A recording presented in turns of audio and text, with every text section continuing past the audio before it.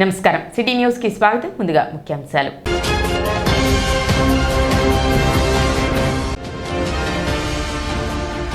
పట్టణ 1-2 వార్డులో పర్యటించిన మంత్రి నాదెండ్ల మనోహర్.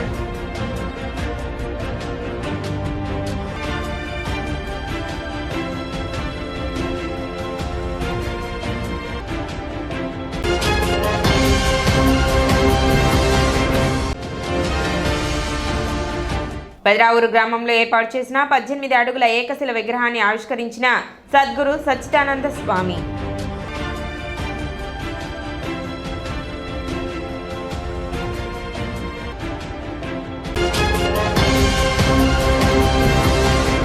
పట్టణంలోని 1-2 వార్డుల్లో మంత్రి నాదెండ్ల మనోహర్ పాదయాత్ర చేపట్టారు. ముందుగా ఇతనగర్లో పేరంటాళ్లమ్మ దేవాలయంలో ప్రత్యేక పూజలు నిర్వహించి అనంతరం పాదయాత్రను మంత్రి నాదెండ్ల మనోహర్ కొనసాగించారు. అధికారులతో కలిసి నేరుగా ప్రజల వద్దకు వెళ్లి వారి సమస్యలను మంత్రి నాదెండ్ల మనోహర్ అడిగి తెలుసుకున్నారు. ప్రజలు చెబుతున్న పలు సమస్యలను అక్కడికక్కడే పరిష్కరిస్తూ కొన్ని అధికారుల దృష్టికి తీసుకువెళ్లారు. ఈ సందర్భంగా మంత్రి నాదెండ్ల మనోహర్ మాట్లాడుతూ పరిపాలన యంత్రాంగం మొత్తం ప్రజలకు అందుబాటులో ఉంచే విధంగా ప్రయత్నం చేస్తున్నట్లు తెలిపారు. ప్రజలకు ఇచ్చిన మాట ప్రకారం జవాబుదారీతనంతో పారదర్శకంగా పనిచేస్తున్నట్లు తెలిపారు. ఐతనగర్లో పర్యటిస్తున్నప్పుడు గత ప్రభుత్వంలో మంజూరు చేసిన ఇళ్ల స్థలాలు ఎక్కడ ఉన్నాయో ఇప్పటికీ చూపించని పరిస్థితి ఉందని, ఇల్లు నిర్మాణానికి నగదు చెల్లించి నిర్మాణం ఎంత మేరకు జరిగింది, కనీస సమాచారం కూడా లేకుండా లబ్ధిదారులు ఇబ్బంది పడుతున్నారని పేర్కొన్నారు. వీటితో పాటు డ్రైనేజ్ సదుపాయాలు, కాలువలు, పార్కులను అభివృద్ధి పరిచే విధంగా ఆదేశాలు అందించినట్లు తెలిపారు. 1,30,00,000తో నిర్మిస్తున్న ఫైకస్ పార్క్ను ఇక్కడ ఉన్న చెరువులను అభివృద్ధి పరచనున్నట్లు తెలిపారు. ప్రభుత్వ పాఠశాలలో ప్రైవేట్ పాఠశాలలో కంటే మెరుగైన వసతులు ఉన్నాయని, అదేవిధంగా అంగన్వాడీ కేంద్రాల నుండి మున్సిపల్ పాఠశాలలకు పిల్లలు వచ్చే విధంగా చర్యలు చేపట్టాల్సిన అవసరం ఉందన్నారు. అందుకు అనుగుణంగా ప్రణాళికలు కూడా చేపడుతున్నట్లు తెలిపారు. రానున్న రోజుల్లో ఎవరు వచ్చినా పట్టణంలో అభివృద్ధి కార్యక్రమాలు చేపట్టనున్నట్లు తెలిపారు. సంక్షేమం అభివృద్ధికి ప్రజలు అందించేందుకు కలిసికట్టుగా ముందుకు వెళ్తామని మంత్రి నాదెండ్ల మనోహర్ తెలిపారు. తొలి రోజు పర్యటనలో చిన్న లోపాలు గుర్తించామని, అధికారులు చురుగ్గా పనిచేయాల్సిన అవసరం ఉందని, పారిశుద్ధ్య విషయంలో ఎటువంటి పొరపాటు లేకుండా పనిచేస్తామని తెలిపారు. పాదయాత్రలో టీడీపీ, బీజేపీ, జనసేన నాయకులు, కార్యకర్తలు పాల్గొన్నారు. ఏప్రిల్ తర్వాత కొత్త బడ్జెట్ వచ్చిన తర్వాత తప్పకుండా ఈ రాబోయే సంవత్సరంలో చేసేస్తాం, పూర్తి చేస్తాం. ఉంటే ముఖ్యమంత్రి గారు సహాయం పెట్టేద్దాం. ఓకేనా? అమౌంట్ వచ్చిందా? ఒకవేళ ఇబ్బంది ఉంటే మీరు ఆ వివరాలను ఇవ్వండి, తప్పకుండా చేపిద్దాం. ఈ గ్రూపుల ద్వారా ఏదైనా సహాయం చేద్దాం సరేనా? తప్పకుండా చేసి పెడతాం. మనకి వెళ్తాడా ఆయన? మెయింటైన్ చేస్తాడా? షాప్ ఎక్కడ అయింది?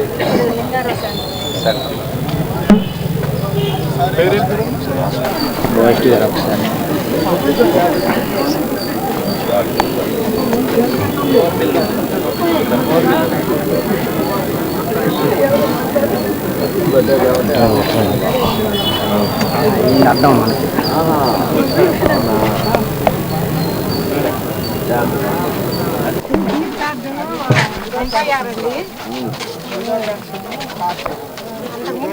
తీసేసానండి. ఎవరు కార్డు లేదా?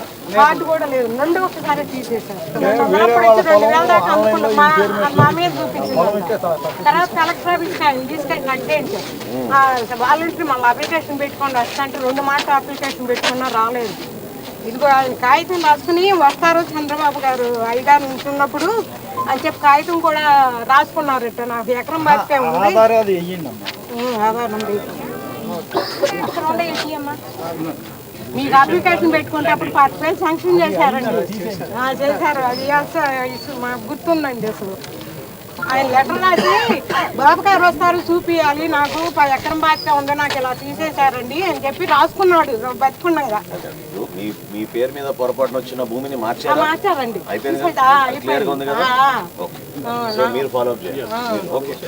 కలెక్టర్ ఆఫీస్ తీసుకెళ్లారండి. రానుబాను ఆటో కట్టించుకుని తీసే కట్టేసేసారు. 18 ఏళ్ల క్రితం మీరు 40,000 మాకు శాంక్షన్ చేశారండి. ఆయన ఆర్ట్ ఆపరేషన్ అయింది అప్పుడు. ఆయన కొంచెం చనిపోయారండి. చెప్పాను, కమిషనర్ గారు చెప్పాను, ఫాలోఅప్ చేస్తాను. తెనాలి పురపాలక విభాగం నుంచి మేము అందించాల్సిన పారిశుద్ధ్యం గురించి లేదా రోడ్ల నిర్మాణం గురించి వీధి దీపాల గురించి ప్రజల దగ్గర నేరుగా వెళ్ళి పరిపాలన యంత్రాంగం అంతా కూడా అందుబాటులో ఉండే విధంగా ఒక ప్రయత్నం చేస్తున్నాం. ఇది మా జవాబుదారితనం, నిజాయితీగా ప్రజలకు ఏ విధంగా మాట ఇచ్చాము, పారదర్శకంగా మేము చేయాల్సిన కార్యక్రమాలు అందరినీ సమానంగా చూసుకునే విధంగా, ఇక్కడ పార్టీలతో కానీ కులాలతో కానీ మతాలతో కానీ సంబంధం లేని విషయంగా ప్రతి ఒక్కరికి సమానంగా ప్రభుత్వం అందిస్తున్న సహాయం కార్యక్రమాలు అన్నీ కూడా అందాలనే ఉద్దేశంతో చేస్తున్న కార్యక్రమం ఇది. వాస్తవానికి ఈరోజు ఐతానగర్లో పర్యటిస్తున్నప్పుడు ఇంకా చాలామంది పాపం లబ్ధిదారులు ఎవరైతే గతంలో కొంతమంది పెన్షన్లు తొలగించారు, కొంతమందికి ఇవ్వాల్సిన ఇళ్ల పట్టాలు ఈ రోజుకి కూడా వాళ్ళకి ఏ ప్రాంతంలో ఉందో ఏందో వాళ్ళకి చూపించని పరిస్థితి. అదేవిధంగా లబ్ధిదారులు పాపం కొంతమంది 50,000 రూపాయల వరకు వెచ్చించినా కూడా కనీసం ఆ ఇల్లు ఏ స్థాయికి వచ్చిందో, లెంటల్ లెవెల్కి వచ్చిందా, బేస్మెంట్ లెవెల్కి వచ్చిందా, దాని గురించి కూడా సమాచారం లేకుండా చాలామంది ఇబ్బంది పడుతున్నారు. వీటితో పాటు మౌలిక సదుపాయాలు, డ్రైనేజ్ పారే విధంగా, కాలువలు ఇంకా సక్రమంగా మేము శానిటేషన్ పెంచే విధంగా, ఐతానగర్లో ఉన్న పార్క్స్ అన్నింటినీ కూడా ఆధునీకరణ చేసేటట్టు నేను చైర్పర్సన్ గారు కూడా రిక్వెస్ట్ చేశాను. అది రాబోయే సమావేశంలో తప్పకుండా దానిపైన నిర్ణయం తీసుకుని ఇక్కడ ఉన్న పార్క్స్ని అవుతున్నాం ఇంకా సుందరీకరణ చేయడమే కాకుండా వాకింగ్ ట్రాక్లు ఏర్పాటు చేయమని ఎక్కువ మంది సీనియర్ సిటిజన్స్ అడిగారు. సో తప్పకుండా 1,35,00,000 రూపాయలతోటి మనం ఫైకస్ పార్క్ అక్కడ మన వాటర్ ట్యాంక్ దగ్గర ఏర్పాటు చేస్తున్నాం. అది వేసవికాలం కల్లా పూర్తి చేస్తాం. చిన్నరావూరులో ఈ విధంగా పార్క్ నిర్మాణం చేసాము, అదేవిధంగా ఐతానగర్లో కూడా ఒక అద్భుతమైన పార్క్ నిర్మాణం పనులు ప్రారంభం అవబోతున్నాయి. హయ్యర్పేటలోను తర్వాత మనకి ఐతానగర్లో స్కూల్ పక్కన ఉన్న చెరువు రెండు కూడా అభివృద్ధి చేసే విధంగా ఇక్కడ వాళ్ళకి ఎటువంటి ఇబ్బంది కలగకుండా ఉండడానికి కోసం ప్రయత్నం ఖచ్చితంగా ప్రభుత్వం తరఫు నుంచి చేస్తున్నాం. అంగన్వాడీ కేంద్రంలో 3 సంవత్సరాల లోపున్న బిడ్డలు ఎవరైతే పాపం ఈ కుటుంబాల నుంచి రేపటి రోజున మళ్ళీ పాఠశాలకి వెళ్ళే విధంగా ఒక కార్యక్రమం చేయాలి.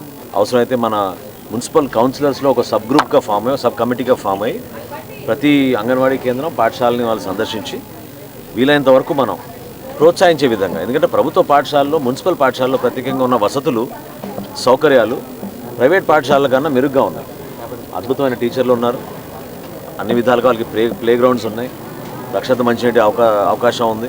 వీటన్నిటి దృష్టిలో పెట్టుకుని ఆ పిల్లల్ని మనం రేపటి రోజున అంగన్వాడీ కేంద్రాల నుంచి మున్సిపల్ పాఠశాలలో వచ్చి చదువుకునేటట్టు ఒక కార్యక్రమం తప్పకుండా మనం స్టార్ట్ చేయాలి. ఇది కరెక్ట్ టైం అని నేను భావిస్తున్నాను. చైర్పర్సన్ గారిని కూడా రిక్వెస్ట్ చేశాను. ఈ విధంగానే మనం ప్రజల దగ్గరికి వెళ్ళి సమస్యల పరిష్కారం కోసం అక్కడ చిన్న చిన్న అవసరాలు కూడా పాపం చాలామంది ఉన్నారు. కష్టపడి జీవించే మనుషుల్ని ప్రభుత్వం నుంచి అందించాల్సిన సహాయం ఇంకా పూర్తి స్థాయిలో రాలేదు. పొదుపు సంఘాల్లో కొంతమంది ఉన్నారు. ఆ మహిళలకి అవసరమైతే ఈ బ్యాంక్ లింకేజ్ పెంచే విధంగా, తద్వారా వాళ్ళు చేసుకున్న చిన్న బడ్డీ కొట్లు కానివ్వండి, లేకపోతే కుట్టు మెషిన్లు కానివ్వండి, వాళ్ళు చేసుకున్న చిన్న చిన్న వ్యాపారాల ద్వారా మరింత ఆదాయం పెరిగే విధంగా ఒక కార్యక్రమం మనం తెనాలి మున్సిపాలిటీలో చేపట్టాలి. ఎవరు ఊహించని విధంగా మన అభివృద్ధి కార్యక్రమాలు చేపడుతున్నాం. వాటితో పాటు సంక్షేమం కూడా ఎక్కడా లోటు లేకుండా అందరికీ మనం అందించే విధంగా తప్పకుండా మేము అందరం కూడా ఒక టీమ్ ఎఫర్ట్ తోటి ముందుకెళ్తాం. అంటే దాదాపు 530 కోట్ల రూపాయలతోటి భూములు కొనుగోలు చేసి నిర్వీర్యంగా వదిలేసిన పరిస్థితి. ఎవరికైతే ఆ స్తోమత ఉందో, ఎవరైతే బిలో పావర్టీ లైన్ లేని వారు ఉన్నారో వాళ్ళు మాత్రం చక్కగా ఇల్లు కట్టుకున్నారు. ఆ కాలనీ సందర్శిస్తే ఈ రోజున మనం బాధపడాల్సిన అంశం ఏంటంటే మౌలిక సదుపాయాలు కల్పించకుండా వాళ్ళకి ఇళ్ల స్థలాలు అప్పచెప్పారు. సామాన్యుడు ఎవరైనా కూడా ఇల్లు కట్టుకోవాలనుకున్నప్పుడు రోడ్డు కావాలి, లైట్ కావాలి, రక్షిత మంచినీటి పథకం ద్వారా నీరు అందించాలి, డ్రైనేజ్ ఫెసిలిటీ ఉండాలి. వీటి గురించి పక్కన పెట్టేసి కేవలం వాళ్ళకి ఏ విధంగా లబ్ధి కలుగుతుందా అనేది వాళ్ళు ఎదురు చూశారు తప్ప సామాన్యులకి మేలు జరిగే విధంగా మాత్రం ఆ లేఅవుట్లు సరిగ్గా డిజైన్ చేయలేదు. విజిలెన్స్కి ఆల్రెడీ హ్యాండ్ ఓవర్ చేసాం. మా పొలాలు పోతున్నాయి, ఎంత నష్టం. నాకు 4 ఎకరాలు ఉంది. తీసుకునేవాడు సదరంగా తీసుకొని 4 సార్లు తిరిగితే 5 ఏళ్ళకి చూస్తున్నాను, వచ్చి చూస్తాను, నేనే చూస్తాను, చేస్తాను. అసలు నేను 10 సార్లు తిరిగి ఇసుకు పుట్టి వారం టైం ఇవ్వండమ్మా. అట్ట కాదండి, నేను చేపిస్తాను. తహసీల్దార్ గారు మీరు దాని రెస్పాన్సిబిలిటీ తీసుకుంటారు.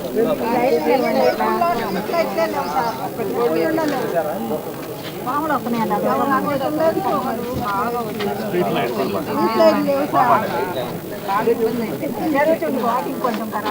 చేపిస్తా ఇక పూర్ణంగా రోజు వెంటబడుతున్నాను పార్కులు కావాలంటే ₹1 పెట్టి పార్క్ పెడుతున్నాం మనం 5 నగర్ డోంట్ వెరీ కోటి 30 सताते तुम जिंदगी तमाम नफरत हो जाते लोग समझे ना हुकूमत पे इतना नफरत हो जाते हो लोग आप जैसे लोगों से कितने बार बोला मैं केसेस क्यों नहीं बनाया कंप्लेंट क्यों नहीं लिए ఇది ఇచ్చారమ్మా కంప్లైంట్ ఇచ్చారా చాలా సార్లు ఇచ్చాను సార్ మీటింగ్ పెట్టినప్పుడల్లా ఇచ్చాము అక్కడికి కూడా ఇచ్చాను సార్ 35,000 తీసుకున్నారంట ఇది కాకుండా మళ్ళీ డబ్బులు తీసుకున్నారంట ఏం పరిస్థితి ఎక్కడ ఇచ్చారు బెదరావులో ఇచ్చారు నేలపాటులో ఇచ్చారా తిరుపతి సార్ అదే సిరిపురంలో ఇచ్చారు అక్కడ ఏం లేదు కదమ్మా డ్వాక్రాల లోన్లో ముగ్గురు కట్టాను సార్ ₹1,00,000 దాకా ముగ్గురు అలాగే ఉన్నాయి సార్ ఏం లేదు అక్కడ ఏం జరగలేదు వచ్చి మోసం అది కొంచెమైనా పనులు మొదలు పెట్టించండి వాళ్ళు ఎన్నిసార్లు ఎవరి దగ్గర తిరుగుతారు వాళ్ళు ఎవరు చెప్పుకుంటారు వాళ్ళు ఏం మిమ్మల్ని మీరు ప్రొటెక్ట్ చేసుకుంటున్నారా డిపార్ట్మెంట్ మిమ్మల్ని మీరు ప్రొటెక్ట్ చేసుకుంటున్నారా ఏం ఫర్దర్ యాక్షన్ తీసుకున్నారు ఎన్నిసార్లు చెప్పాను ఇప్పటివరకు మీరు కంప్లైంట్ తీసుకుని రిజిస్టర్ చేసి ఎవరికైతే డబ్బులు ఇచ్చారో వాళ్ళు పిలిపించండి తీసుకోండి కంప్లైంట్ అంటే ఆమె ఇప్పటివరకు అట్లా ముగ్గురు ఇచ్చారట గ్రూప్లోంచి డబ్బులు అక్కడ ఏమీ జరగలేదు బేస్మెంట్ లెవెల్ కూడా చేయలేదు వాళ్ళ పనులు డబ్బులు మాత్రం తీసుకున్నారు ఎన్నోసార్లు చెప్పారు వీళ్ళు కంప్లైంట్ బుక్ చేయమని బుక్ చేయడం లేదు తెనాలి మండలం పెదరావూరు గ్రామంలో 18 అడుగుల ఏకశిల హనుమాన్ విగ్రహావిష్కరణ కార్యక్రమం వైభవంగా జరిగింది 2015 జనవరి 31వ తేదీ తెనాలిలో 1,00,000 మందితో ప్రపంచ స్థాయిలో గుర్తింపు పొందుతూ ప్రముఖ వ్యాపారవేత్త ఉప్పల వరదరాజులు తలంపుతో సచ్చిదానంద స్వామిచే నిర్వహించబడిన హనుమాన్ చాలీసా ప్రయాణ కార్యక్రమం 10 సంవత్సరాలు పూర్తి చేసుకున్న సందర్భంగా దానికి గుర్తుగా పెదరావూరు గ్రామంలోని అవధూత పీఠంలో ఏర్పాటు చేసిన భారీ హనుమాన్ విగ్రహాన్ని అవధూత దత్త పీఠాధిపతి జగద్గురు శ్రీ శ్రీ శ్రీ గణపతి సచ్చిదానంద స్వామి ఆవిష్కరించారు. ఈ సందర్భంగా స్వామివారి అనుగ్రహ భాషణం చేశారు.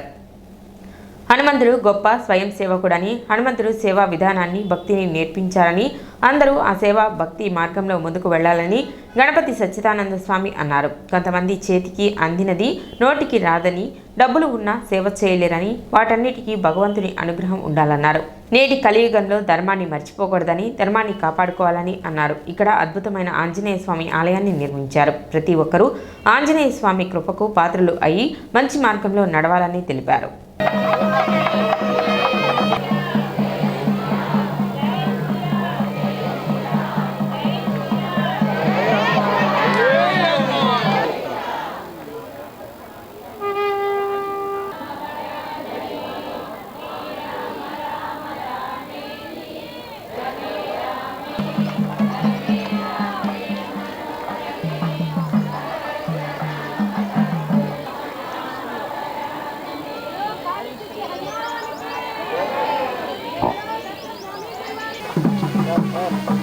చిరంజీవి ఎందుకు వదులుతున్నారు భగవద్గీత పారాయణంలో చిరంజీవి పరమ భక్తురాలు ఆవిడ కన్యాకుమారి. ఆవిడ్ని కూడా వేదిక మీదకి రావాల్సిందిగా కోరుతున్నాం.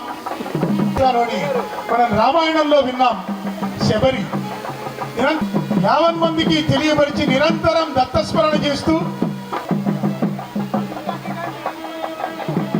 అప్పాజీకి సేవ చేయడానికి వచ్చాం. మరి ఇబ్బంది పెట్టద్దు, మీరెవరు స్టేజీ ఆగదు, మీరు దిగాలండి.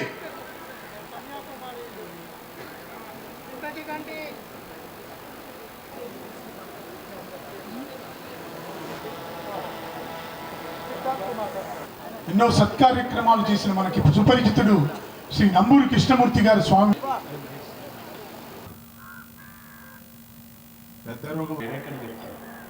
మా ఊరు లోపలే వెళ్తారు, మా ఇంటి దగ్గర కొంచెం ఆగి వెళ్ళండి.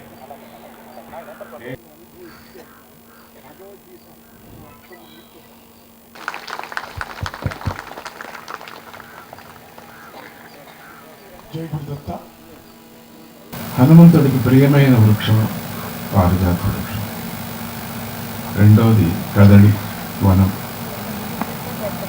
అరటి వనం, కదలి వనం.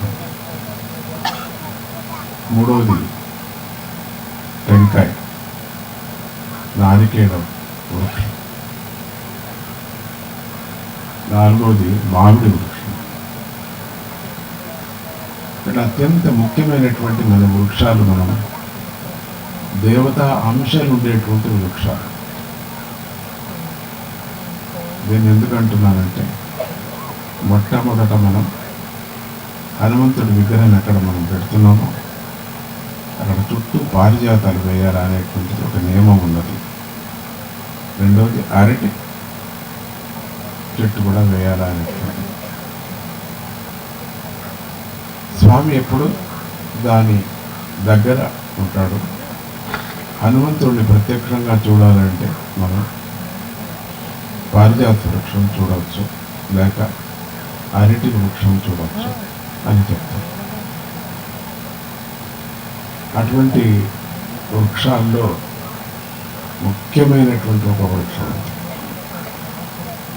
కదిలే వృక్షం.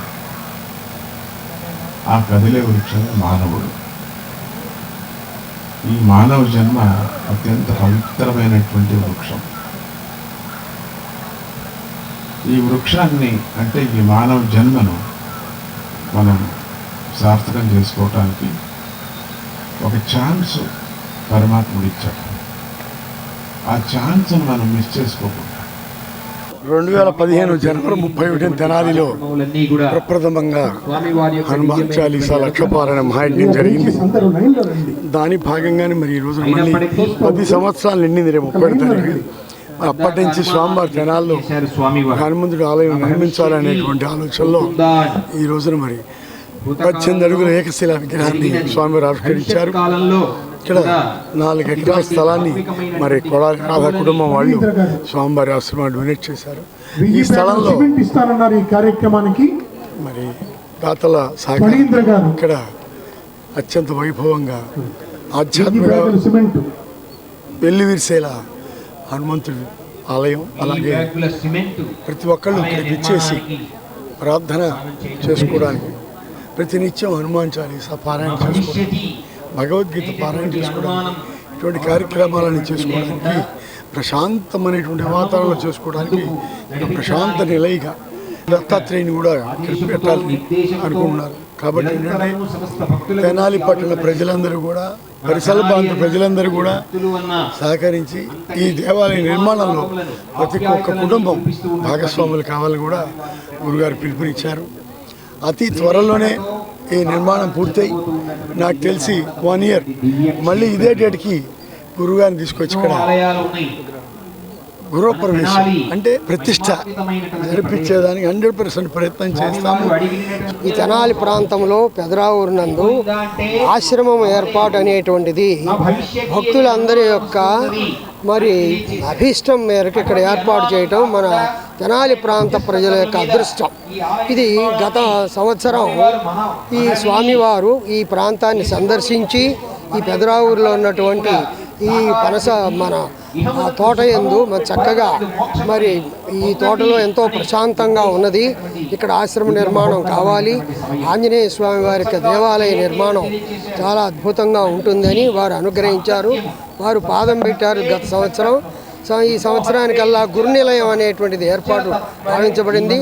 ఇంకా కొద్ది రోజుల్లో స్వామివారి యొక్క దేవాలయ నిర్మాణం ప్రారంభం కాబోతోంది. మరి స్వామీజీ మైసూరు దత్తపీఠాధిపతి అంత దూరంలో ఉన్నటువంటి స్వామీజీ వయోభారంగా ఉన్నప్పటికీ కూడా మన యొక్క అనుగ్రహంతో మన యొక్క అనుగ్రహించాలనేటువంటి ఉద్దేశంతో ఇక్కడికి వచ్చి అందరినీ కూడా భక్తులను అనుగ్రహించారు. ఇప్పుడు ఒక చిన్న విరామం.